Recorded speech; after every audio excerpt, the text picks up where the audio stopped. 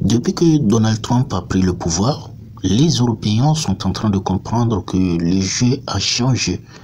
Le jeu a changé, ce n'est plus comme avant. Donald Trump, depuis sa venue au pouvoir, ne fait que soutenir la Russie. Et la Russie et les États-Unis sont devenus de plus en plus proches, de plus en plus des amis. Et Donald Trump est de plus en plus hostile à l'Union européenne. Donald Trump vient de dire « L'Union européenne a été conçue pour emmerder les États-Unis ». Et oui, il y a clairement une stratégie d'hostilité, une stratégie de destruction de l'Union européenne. Vous avez déjà vu le discours de J.D. Vance que j'avais déjà commenté.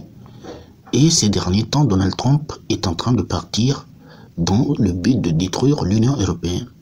Et d'ailleurs, qu'est-ce que Donald Trump a fait? Il a annoncé également aujourd'hui que les produits européens seront prochainement taxés de 25%.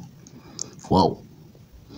Les Européens vont commencer par comprendre que le mythe de leur allié qui les a protégés pendant 80 ans, ce n'est plus comme ça. C'est fini, c'est un autre monde qui est en train de se dessiner, puisque avant ils se disaient que la Russie était leur seul ennemi, ils étaient en train d'exploiter le pays, le continent africain. Aujourd'hui, la France n'a plus d'alliés, la France n'a plus d'amis aujourd'hui, et c'est clair, la France, même dans l'Union européenne, il y a une guerre conflictuelle entre l'Union européenne, on le sait très bien, c'est-à-dire que l'Union européenne n'est pas à durer dans le temps.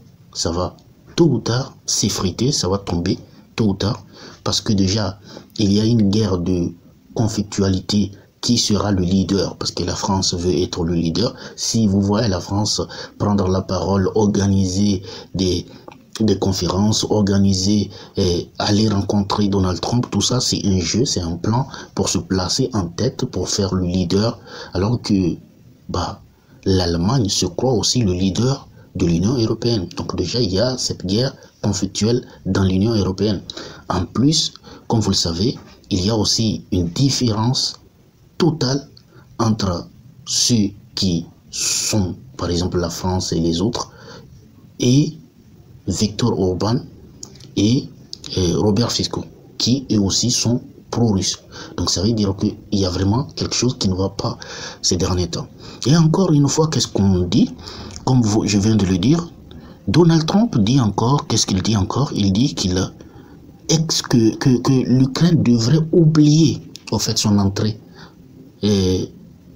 C'est-à-dire, on peut oublier, l'Ukraine devrait oublier, c'est-à-dire l'Ukraine devait exclure de son plan l'adhésion à l'OTAN. C'est-à-dire que l'Ukraine devrait oublier ça. Ça, c'est pas près d'arriver. Oui, tu ne vas pas rentrer dans l'OTAN. C'est ce que clairement Donald Trump est en train de dire. L'Ukraine ne va pas rentrer dans l'OTAN. Et c'est clair. Donc ça veut dire que ces gens-là, ils ont fait une guerre pour rien. Et je tiens à vous rappeler, vous savez, ce qui est très triste pour l'Ukraine dans cette situation, c'est que vous vous rappelez des accords qu'on appelle les accords d'Ankara qui ont été signés en 2022.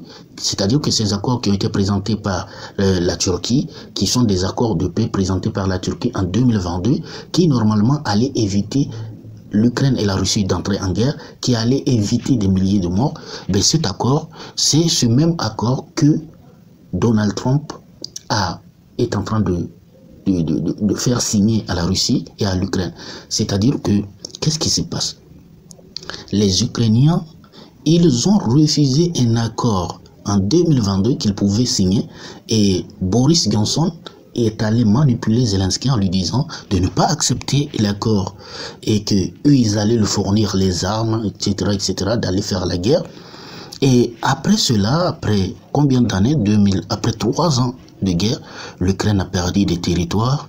La terre ukraine, le pays a été dévasté. Des millions de personnes ont fui le pays. Et après cela, qu'est-ce qui se passe? On représente à l'Ukraine les mêmes accords qu'il avait refusés. On lui dit, tu es obligé de les signer. Vous voyez comment l'Ukraine est tombée? C'est-à-dire que l'Ukraine était le deuxième pays avant la guerre. L'Ukraine était le deuxième pays le plus vaste de l'Union européenne. C'était le deuxième pays après la Russie. L'Ukraine, avant la guerre, l'Ukraine avait 45 millions d'habitants. Et aujourd'hui, non seulement l'Ukraine a perdu 20% de son territoire, l'Ukraine a perdu des millions de personnes de son pays. Non seulement il y a des millions de personnes qui sont parties, qui ont quitté le pays, mais également il y a des milliers de personnes qui sont mortes grâce à la guerre. Donc ça veut dire que l'Ukraine a perdu sur tous les points. Et aujourd'hui, vous voyez ce qui se passe.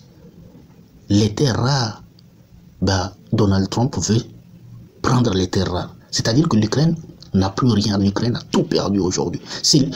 L'Ukraine n'a rien gagné dans ce conflit, mais a tout perdu. Vous comprenez? L'Ukraine n'a rien gagné, a tout perdu. L'Ukraine avait 45 millions d'habitants. L'Ukraine avait le deuxième pays le plus vaste de l'Union européenne. L'Ukraine avait des ressources minières abondantes dans son territoire. L'Ukraine était un pays très très bien en fait. Mais ils ont poussé cette Ukraine-là à aller faire une guerre. Et qu'est-ce qui se passe au résultat? Non seulement l'Ukraine a échoué, mais également a tout perdu. Vous comprenez ce qui se passe?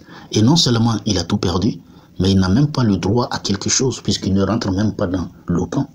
Il ne peut plus même rentrer dans l'OTAN. Il ne va pas rentrer dans l'OTAN. C'est-à-dire que l'Ukraine a perdu sur tous les points.